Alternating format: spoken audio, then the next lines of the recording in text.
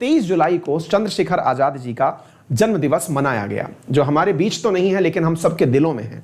तो साथियों, आज हम इसके बारे में बात करेंगे क्योंकि इंडिया की हिस्ट्री, नेशनल मूवमेंट में इनका क्या रोल था, आप उसे समझिएगा। साथियों, 23 जुलाई को हाल ही में चंद्रशेखर आजाद जी की जयंती मनाई गई।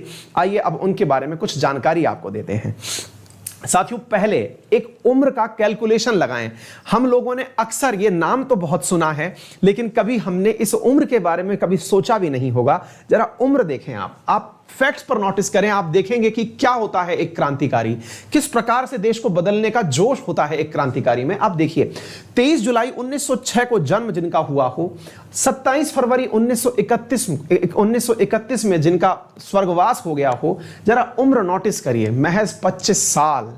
महज 25 साल की उम्र में चंद्रशेखर आजाद इतनी जिंदगी जी गए। कहते हैं, एक बहुत बड़ी लाइन है जो आप इन क्रांतिकारियों से सीख सकते हैं कि जिंदगी बड़ी नहीं होनी चाहिए, लंबी नहीं होनी चाहिए, बड़ी होनी चाहिए। मतलब आप अपने दिन मत बढ़ाइए कि हम 100 साल के होके मरे, आप एक दिन ऐसे जीजिए कि आने वाले कई साल आपको याद रखें। वो इस चीज के प्रमाण हैं। तो चंद्रशेखर आजाद, जिन्होंने महज 25 साल भी अपनी उम्र के पूरे नहीं किए, आज हम सबके बीच में किस प्रकार से जिंदा हैं, अब आप उनके बारे में चर्चा करिए। साथियों, बात है 1906 के चंद्रशेखर आजाद की और गांधी जी से प्रभावित होने की।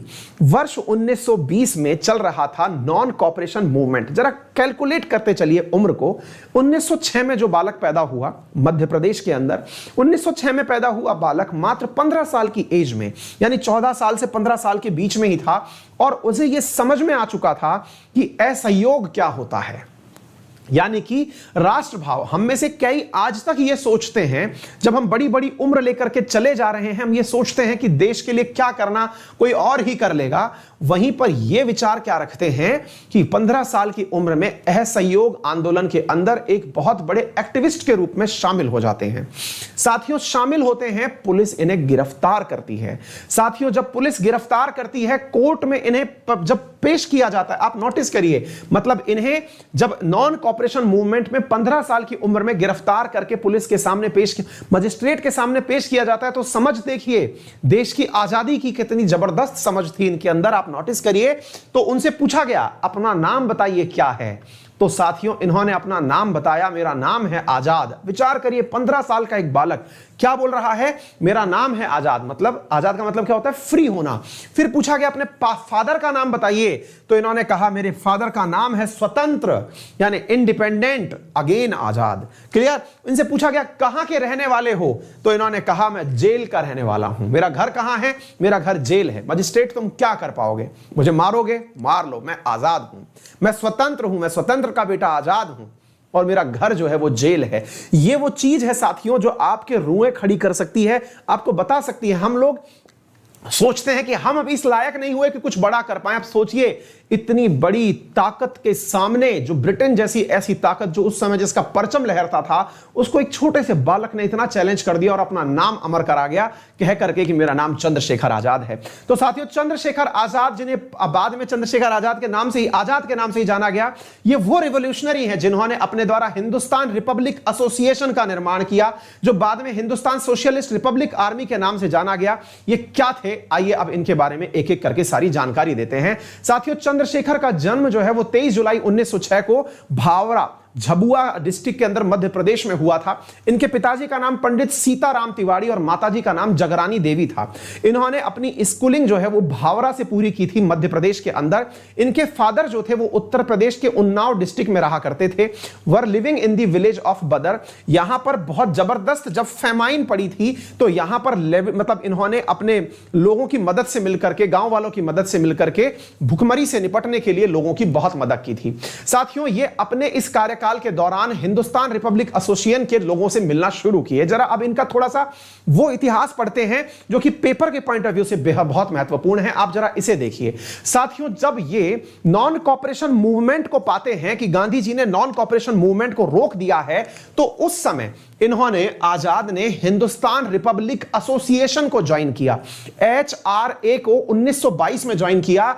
HRA एक रिवोल्यूशनरी संगठन था भारत के अंदर, जो 1924 में ईस्ट बंगाल के अंदर सचिंद्र नाथ सान्याल, नरेंद्र मोहन सेन और प्रतुल गांगुली के द्वारा अनुशीलन समिति के तत्वाधान में बनाया गया था, जिसके सदस्य भगत सिंह, चंद्रशेखर आजाद, सुखदेव, राम प्रसाद बिस्मिल, रोशन सिंह, अशफाकुल्ला खान और राजेंद्र लाहिड़ी थे।